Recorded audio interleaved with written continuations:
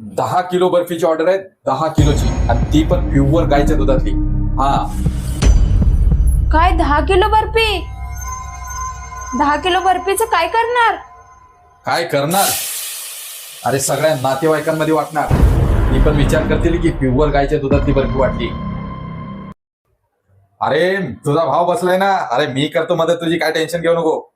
अरे आपण असताना घाबरायचं कारण नाही. संध्याकाळी ये. काय कोणाची मदत करताय? अगं ती माझा मित्र होता, त्याचा फोन आला की त्याला पैशांची गरज आहे.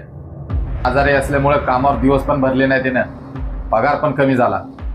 सगळ्यांना मागितलं पण कुणी पैसे नाही दिले त्याला. हा मग? मी म्हणलं कुणी नाही दिलं तर मी आहे, आणि ज्याचा कुणी नसतो ना त्याची मदत मी करत असतो. तुमच्या बोलण्यात ना मला जरा घमंड दिसायला लागला. अगं आता मदत करतोय म्हणजे मग काय बोलणारच ना. ही मदत तुम्ही नाही करत, वरचा करतोय. फक्त तुम्ही निमित्त आहे. म्हणजे तुला म्हणायचं काय? मला एवढंच म्हणायचं आहे, एखाद्याला मदत करताना माणसामध्ये घमंड नाही आला पाहिजे. काय माहिती उद्या तुमच्यावर मदत मागण्याची वेळ येईल. त्या वरच्याला दान धर्मात आणि मदतीत घमंड केलेला नाही आवडत.